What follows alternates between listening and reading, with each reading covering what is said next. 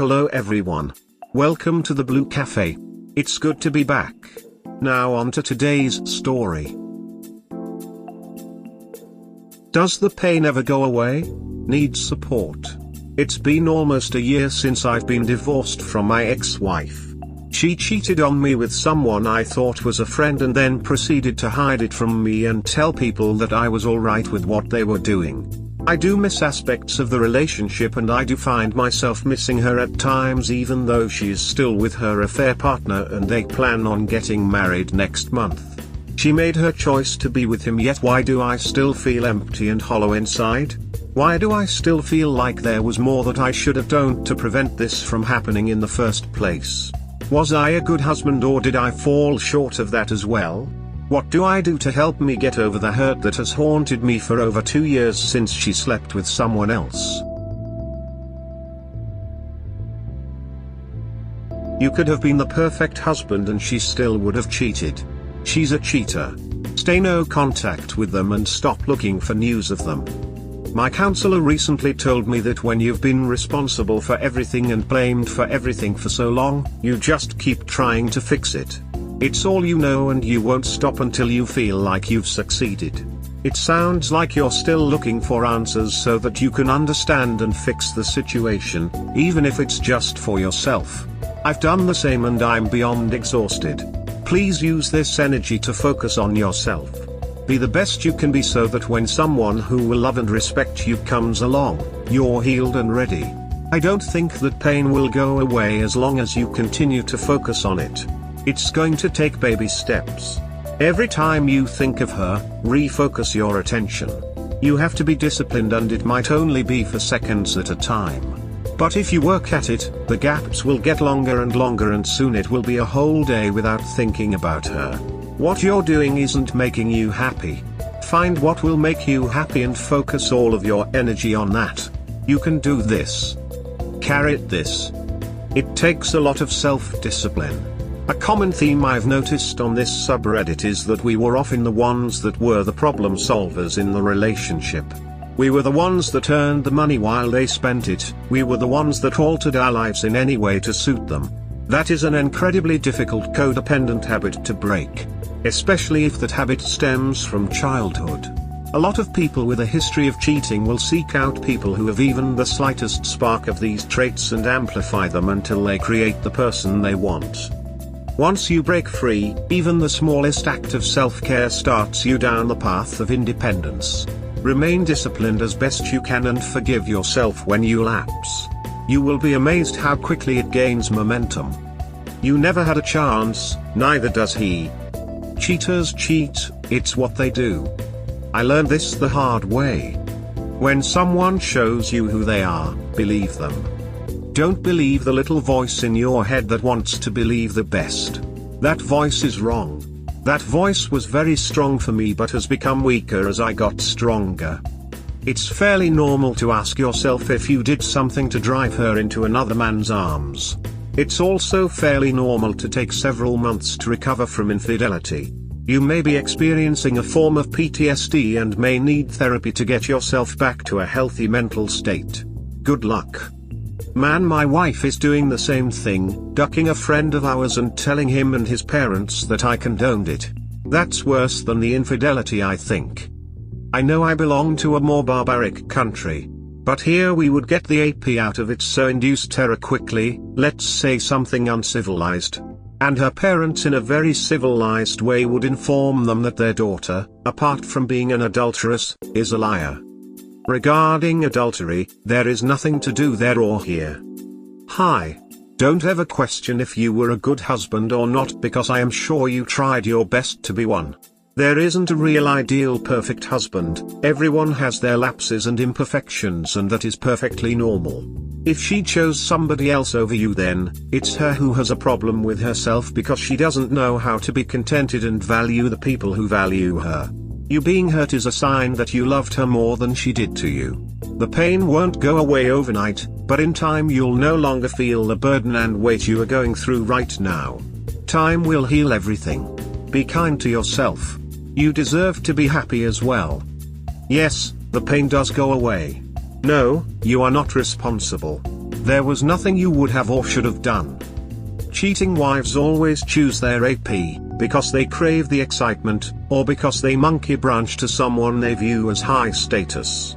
But, those relationships do not always last. Nearly 50% of cheaters cheat again in subsequent relationships.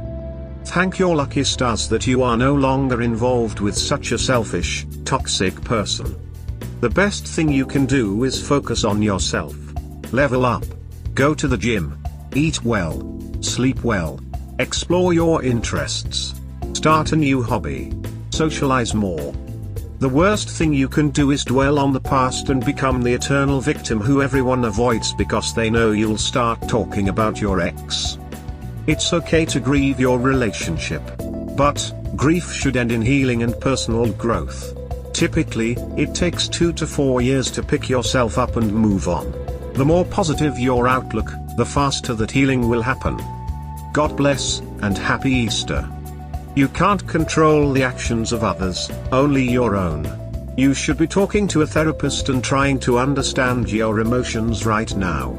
If you're concerned that you've done something to drive her away, talk to the therapist about it. I found out I have anger management issues through all this, and I'm working on myself because I don't want to doom my next relationship. Some of the things you might ask yourself is if you emotionally abused her in some way. When we would have arguments, I would walk out to go clear my head. I would do it in the most awful ways, like saying I'm done with all this, I want nothing. You know how deep that really cuts a woman's heart? She should have left me a long time ago. She put up with my shit until another man showed her better. You will get better. We all operate on our own timelines. I'll pray for you. I went through a similar painful reasoning. Here was my solution: it doesn't matter what I could have done. It didn't matter what other situation could have been. What matters is who I am now and what I can do. This is a great time to focus on yourself, things you want to learn and ways to improve yourself, and things she didn't particularly like or maybe even wouldn't let you do within reason. I figure if that's what I'm honestly putting my energy into, then either way I'm coming out better than before. I made up a little saying that self-improvement and self-love are pathways to each other. Move them back and forth and they're the rungs of a ladder. Does the pain go away? Think about a traumatic physical injury you've experienced. Ouch. You can still kind of feel it. It hurts to examine. It did not break you, though, and neither will this. Pain is there to tell us to grow, to overcome it. To be bigger than we were yesterday. And don't discount talking with a therapist. It is one of the most important things you can do for your mental and emotional well-being. Okay, you feel cheated, and rightfully so. But I can tell you from experience that not every wife would sell you short. You need to quit obsessing with the rearview mirror and look forward to a better life, one that will someday bring you to the person who will treat you with the respect that you deserve. Find a way to spot the rabbit hole of regret and step around it to a vision of a new and better world. She's not deserve your true love. In the future definitely you will get the best loyal life partner. Ex-wife's family hates her new boyfriend but still loves me. Update. So recently some family members from my ex-wife's family have reached out to me telling me that they miss me and would love to see me. I've heard of people winning family over in divorces before, but never thought that they would still want to be a part of my life. Ex-wife's aunt told me that I'm always welcome to come over and see them, and that while she does still talk to her niece, she's made it very clear that she's never allowed back in her household along with her new boyfriend, who just so happens to be the guy she cheated on me with that caused my divorce. They hate them just as much as I do, and I find that hilarious, seeing as that she doesn't have any other family in town and almost no one supports her relationship with this guy either. Smiley face. So my question would be this: should I still be careful about what I say around her aunt and family, since they do still keep in contact with her but still keep their distance from them? I think the best way to approach that is to keep it light. Everybody is aware of how the relationship broke down and your ex has made her choice. Try talking in front of those family members the same way you would talk in front of someone you're dating. Don't say too much and no need to focus on the past. The best revenge is just to live better. No need to complain or be bitter about the ex, that makes it harder to move on. I'm sorry about the breakdown of your marriage, keep your head up and keep moving on. Remember Newton's third law of motion: there is equal and opposite reaction to every action, but I call it karma. That's the third law. The first is an object will remain at rest unless acted on by a force. THX for helping bro. No worries. Physics really is fascinating and I love how you applied it here. And don't forget the old blood is thicker than water. Why make life complicated? Keep in touch lightly if you feel the need. I do keep in touch lightly. My fear is that the day that I come over is when she decides to pop in for a visit with him. I worry about there being a war zone in their house. If that happens, keep your chin up, don't acknowledge them, thank the family member for the nice visit and leave. If that scenario comes up, then just make sure you don't react to anything she says. There's no need for it to become a war zone. I agree with not talking bad about her to the relatives though. There's no benefit for you since your life is moving on without her. So what? If that happens, her aunt made it clear that they're both not welcome. Might actually be a nice slap in her face, realizing that you're there, sipping tea as if you're at your best friend's, whilst she is banned. She deserves what's coming for her. Don't be ashamed, don't beat yourself up. She's the one who made a fool out of herself. ETA, don't talk bad about her, or about her whatsoever, to her family though. Just don't acknowledge her existence. If they wanna talk about her, just shrug and make it clear that to you that chapter is closed. If that happened, take the bullet for the ex-family member. It's going to be hard, but in the long run you will have even more respect for these people. Man, at the end of the day, blood is blood. Smile, thanks, Christmas and birthday cards, but keep it casual. It's not a popularity contest, it's your life, for your mental health, for your dignity. Stay away from her and things related to her as much as you can. If her own family are the type of people who are willing to turn on her and badmouth her, who knows what they'd do to you when they find out something distasteful about you. I personally would not want such fickle and petty people in my life. While it is nice that her family is supportive of you emotionally and wants to stay close to you, still be very cautious. Some people are drama vampires.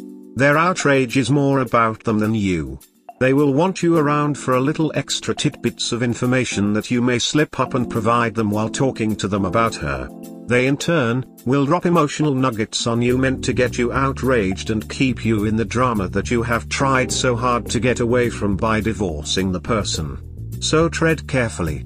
I am not saying that these people necessarily are drama vampires and that is your immediate situation, but that is always something that people should keep in mind. Some people love to be a puppet masters in their own little in-person soap operas and will happily use you as their pawns in that game. One of the motivations for this, oddly enough, is that the drama vampire likes to show other family members that they know all kinds of extra juicy things about the two of you that are divorced. It gives them some sort of sense of superiority or popularity or authority. Again, just be very, very careful with drama vampires. I thought this also couldn't work out how to say it. Lol, you've nailed it. Blood is thicker than water. If you want to remain civil with them, go ahead, but remember never to badmouth your ex in front of them. Let them do that. Believe me, they do already. Lol. We hope you have enjoyed today's episode. Please comment, like and subscribe. Cheers. Have a wonderful day or night, wherever you are.